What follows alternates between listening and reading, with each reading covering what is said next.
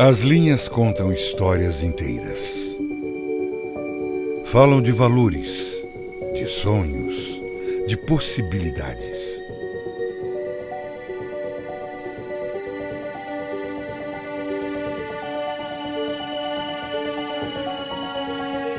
O espaço vazio se enche de forma, e a forma de identidade.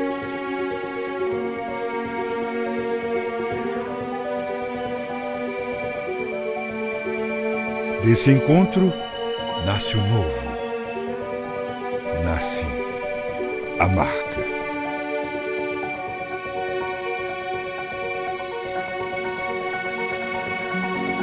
Após a Segunda Guerra Mundial, muitos avanços tecnológicos foram empreendidos no mundo todo e a indústria voltou-se para a produção de bens de consumo. Acreditava-se que a expansão capitalista seria interminável. Esse discurso desenvolvimentista chegou ao Brasil e foi incorporado ao governo de Juscelino Kubitschek.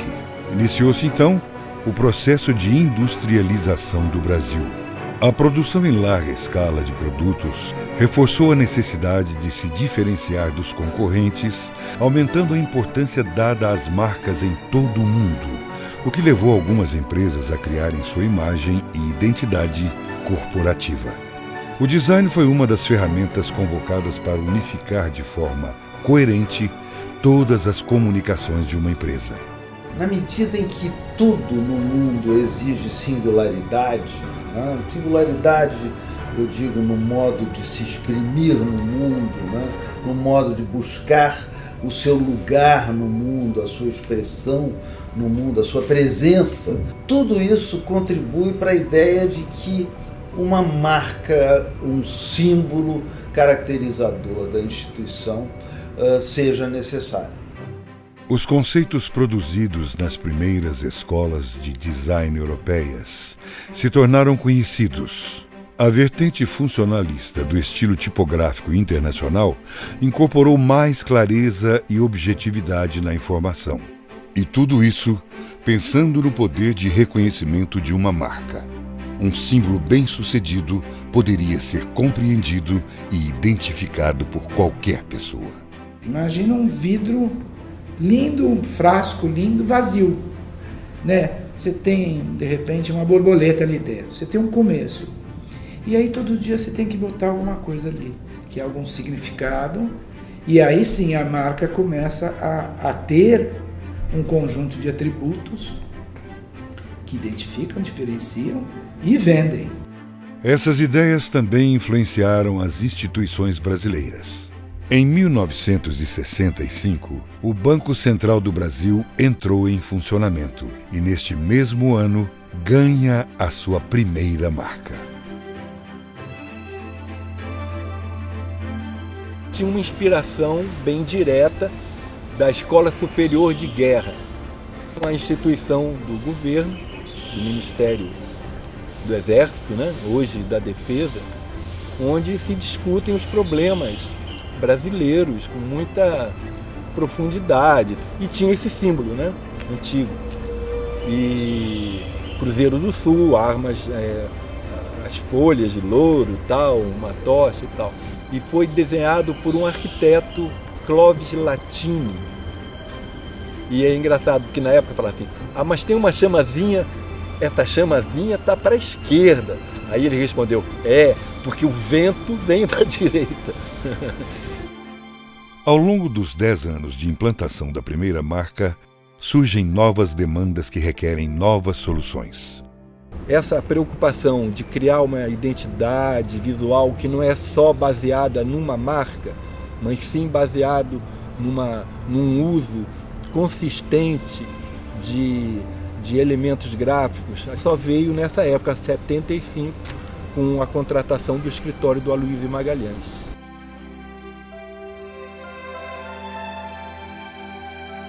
O Aloysio vem dessa tradição cultural pernambucana, que é muito forte, muito rica. Um artista plástico que decide, num determinado momento, tornar-se designer, né, atualizando a sua função de criador estético e de comunicação, um dos publicistas, né, a respeito do design de maior peso na imprensa. O Aloysio aproveitava toda a circunstância para falar de design. Compara-se assim: urbanismo, Lúcio Costa; arquitetura, Niemeyer; paisagismo, Burle Marx; comunicação visual, Aloysio Magalhães. Entendeu?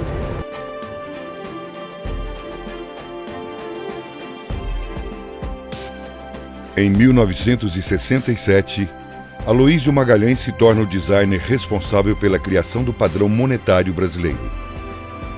Aloysio cria um novo modo de pensar o dinheiro, né? E ele levou com esse projeto muito arrojado, mas que os italianos, na oficina italiana, eles não davam muita bola para ele, não.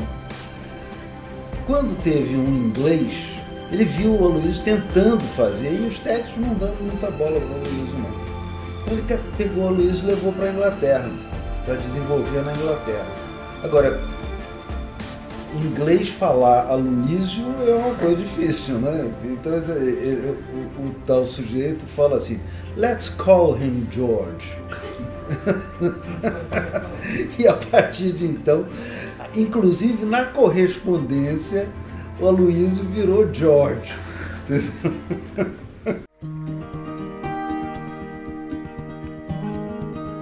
A concentração do escritório era toda em torno de problemas de identidade visual, de identidade empresarial, criação de símbolos. E a essa altura ele já tinha criado símbolos para vários bancos, enfim. Um belo dia ele chegou com essa demanda para mim: olha, tem um problema do Banco Central, tem que ser pensado um símbolo. Me mostrou a proposta, o que nós tínhamos que atender, né? Enfim, criar um símbolo e um programa de identidade visual.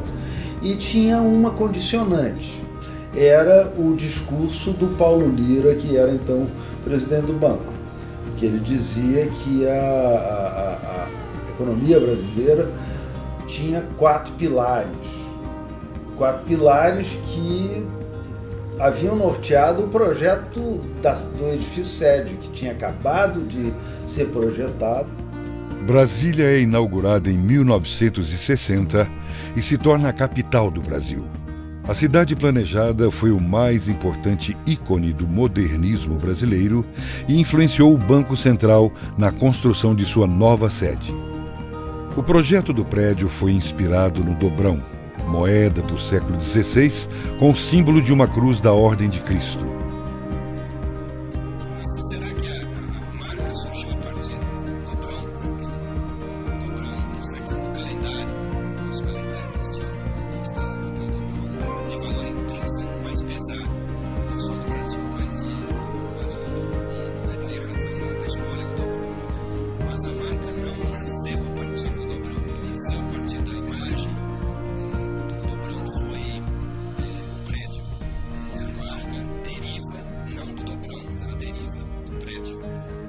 Então seria a projeção do prédio, né? Daí esta relação de sombras, né? Que a gente pode identificar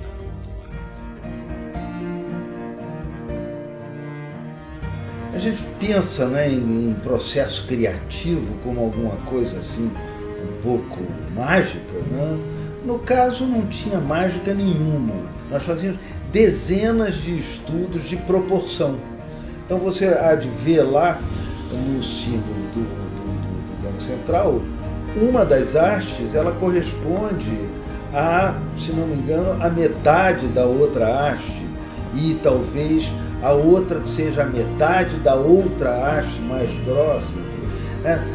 Mas isso era feito às vezes com 3 módulos, com 4 módulos, enfim, com 5 módulos, para chegar à proporção que nós considerávamos ideal. Aquilo ia para a parede, nós ficávamos olhando aquilo dali até apontar normalmente entre uma solução e outra, e aí nós fazíamos mais uma.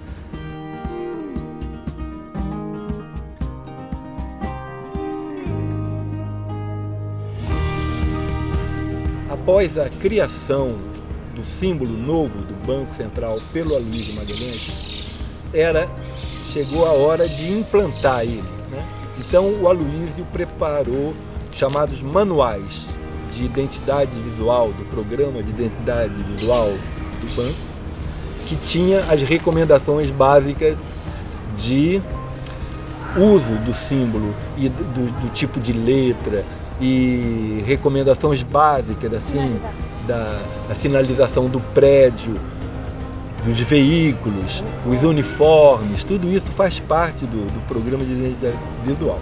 E, inclusive, basicamente, a cara assim, que os formulários tinham que ter pelo uso de fios, pelo uso de tipografia específica, tamanhos de letra, destaques. A recepção do banco internamente ao trabalho da implantação do programa de identidade foi assim, no primeiro momento, sobretudo nessa área de formulário, foi assim de estranhamento e uma certa cautela, um certo temor. Vão mexer numa coisa que já estava, né, acomodada. Através do projeto de design e do trabalho de organização de métodos, nós reduzimos a quantidade de impressos. Tinha 4.500 formulários no banco naquela época. Nós reduzimos para 1.500. Basicamente, racionalizando o objeto impresso. Então, quando o banco começou a construir os seus edifícios sede, a marca do banco começou a aparecer de uma maneira muito forte. Ela estava na entrada, ela estava na bandeira, que foi uma coisa que nós criamos também, a bandeira do banco, enfim. E depois, os veículos também do banco, nós criamos um sistema de adesivos que ajudou muito. A gente adesivava, ou seja, a marca do banco começou a ficar muito difundida. Com a chegada da internet e dos computadores pessoais, a relação do homem com a informação mudou. As soluções de 1975 não eram mais suficientes para as demandas do século XXI. Até a década de final de 80, 90, você tinha o programa de identidade visual, os elementos do programa, a marca, os impressos, sendo feitos, sendo reproduzidos por meios tradicionais, fotomecânicos e tudo. No momento que entram os sistemas digitais, né, isso gerou uma necessidade de se adaptar. A marca anterior, ela tinha um fio divisor, além do símbolo gráfico e do logotipo, que é o texto do Banco Central do Brasil. E esse fio, ele era maior do que o nome Banco Central do Brasil e era um fator limitante das soluções, das versões que a gente tinha. E levamos esses aspectos para a nova empresa, que a partir daí procurou trabalhar no redesenho da marca. Basicamente nós pensamos em 3 caminhos: o caminho do ajuste, que estava seguindo, um caminho de criar alguma coisa nova, especialmente em cima das iniciais BC, não gratuitamente, mas porque o banco era conhecido como BC, né? Então, BC, usar as letras, essas 2 iniciais, poderia ser um caminho interessante e a gente achou que devia ser testado. Experimentamos outros caminhos, criamos até um pouco animados, digamos, com a tecnologia que nos trouxe muita facilidade para executar N alternativas, né? Porque nós somos da época do Pestap, do desenho à mão livre, de colar letra por letra. Então, de repente, vem um negócio lá que você faz aquilo em 1 segundo, né? A gente levava 8 semanas para fazer um manual de marca. Depois que implantamos lá os nossos computadores, a gente fazia 1 semana. Tem um ajuste técnico de legibilidade, de capacidade de redução, que deve ter influenciado um pouco nesse redesenho. Quer dizer, o quanto a marca resiste à redução, resiste a uma tela de 72 dpi, resiste a esses meios novos, com certeza foi um dos parâmetros para fazer o ajuste que foi feito. O esforço foi em querer ganhar maior rendimento no uso da máquina. A gente conseguiu um rendimento da densidade da imagem de 60%.